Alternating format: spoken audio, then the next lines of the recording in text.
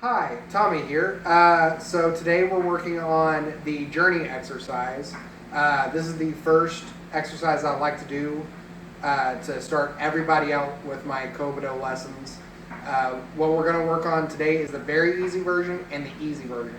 So in other words, we're not even going to touch a weapon today. What we're going to work on is stances and striking and blocking. That is what we're going to work on today. We're going to work on first the stances only with the exercise, with the journey exercise, and we're basically just going to try to work on our lower half of our bodies. Once we get that down, we're then going to move on to striking and blocks to integrate into said techniques, and that will be our easy version. So stand by, see what happens.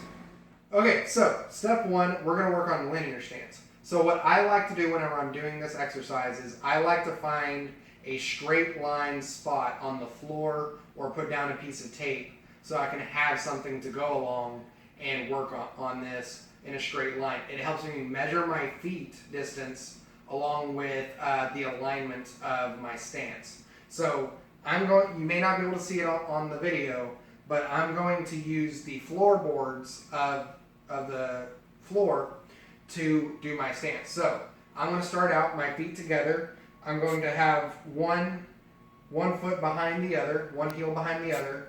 And I'm going to have my back foot sort of diagonal to the line. My front foot will be straight. Okay, so I'm going to put my hands behind my back because I don't want to worry about what I'm doing with my hands. I'm just going to tuck my tailbone because this will allow for a tighter technique and so that I can activate my lower stomach muscles to basically put in more force.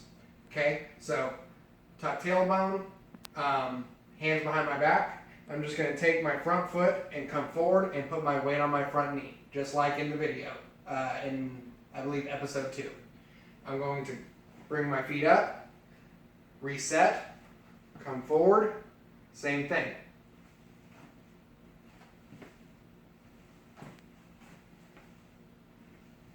And that is linear stance. Okay, so now once you have that done, I want you to move on to back stance. You're going to reset just the same way, feet together. One foot is actually going to be in a right angle. Okay, so we're going to have one to the side, one to the front. You're going to bring your front foot out, but keep your weight on your back leg. This is called a back stance, if you remember from the stance episode that we did.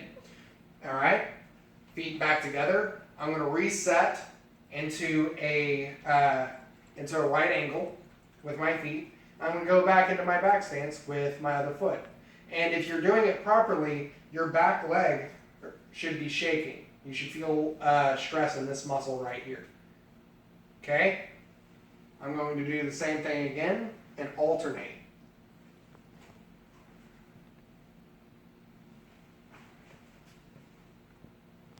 And that is back stance. Okay, so once you get those first two down, and I want you guys to repeatedly practice that, okay? Once you get that down, you're going to move on to your third stance, which is the horse stance.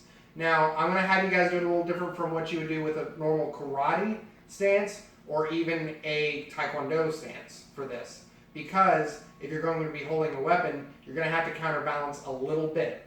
So, with this, the horse stance, I'm going to actually stand to my side, feet together, okay? I'm going to bring my leg out and I'm going to put my weight equal to both legs. Now, normally, on a horse stance, you're going to have your feet tucked in just like this. This is Kobudo. So you're actually going to tuck your feet out, okay? In both diagonals. This will actually help balance you out whenever you are holding a heavy weapon in your hand. Feet together, switch, okay? Feet together, switch, feet together. And that's horse stance. Okay, once you get those first three stances down, now we're going to move on to the fourth stance, the cat stance. Okay? So whenever you're doing this, feel free to come back the way you came just to get in more reps. You don't have to just like go all the way down the line, stop, and then reset. You can come back and forth. So just keep that in mind. So, same thing as back stance is I'm going to have my feet in a right angle, my back foot heel touching my front foot heel. Okay? I'm going to set up like I'm about to do a back stance, but instead, I'm not going to put my front foot out as far, and I'm going to bring my heel up.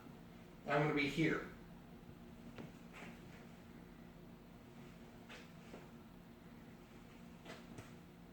And you're just going to alternate. And remember, keep your weight on that back leg. Okay, so once you've finished those, I want you guys to keep practicing that. That is the very easy version of the journey exercise. We're now going to move on to the easy version, but I implore you to stop the video now and prepare for the first version of this before we move on to this version, because this one's going to be a little bit more difficult, and I want you guys to have the most basic parts of it. So, once we get started, we're going to add blocks and strikes onto those stances so we can complete the techniques. Okay, so for this technique, we're going to use a strike, and we're going to double it up with a linear stance. You don't have to do a actual strike with a linear stance. I just recommend this one because it's the most similar to what you would do with a bow strike. So this first technique is actually technically a ski, but when we do the bow version, you'll see later that you'll actually do a technique called a mon, which is a strike to the top of the head. But again, for this one, it's a ski. So in other words, you're going to aim for either the eyes, nose, mouth, or throat. Okay? So I'm going to set up for a linear stance, just like I did. And instead of having my hands behind my back, I'm going to utilize my hands. I'm going to keep them on my waist for this. I'm going to have my feet set up. I'm going to have my back foot diagonal, just like in the original version of the exercise. But this time, I'm going to add a punch. Okay? I'm striking. I'm using those grip exercises from episode 1 to keep my front 2 knuckles out and my back 2 knuckles in. And I'm going to punch to either the throat, nose, mouth, jaw, eyes, and so on. Basically this area, this general area. You can even go as low as this exposed rib right here. You should be able to feel it on your chest. It's the outermost rib. And I'm just going to continue to do that. Okay? And I'm utilizing my hips as I do that. Okay. Okay, so now we're going to move on to the back stance, and I'm going to throw in it a up block or rising block, as some people call it. So the way this works is I'm going to, again, go into my back stance, okay?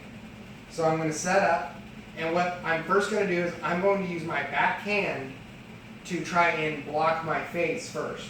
I'm going to bring my back hand, bring it up across my face.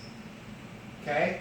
And as I come out, I'm going to raise my front arm up, and it's almost going to look like a front stance, and then I'm going to bring it out above my head, my elbow out, my hand up. Again, I'm using that grip to create an angle so that if I do get struck, I can let it glance off my arm.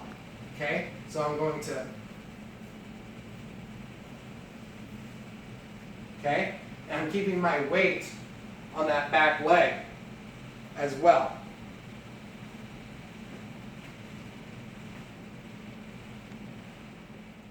Third, we're going to do the horse stance again, but we're going to add an outside-inside block.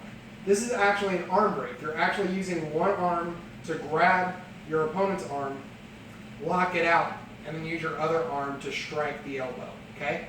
So this is what it's going to look like. Okay? I'm inside a horse stance, and I'm striking that elbow.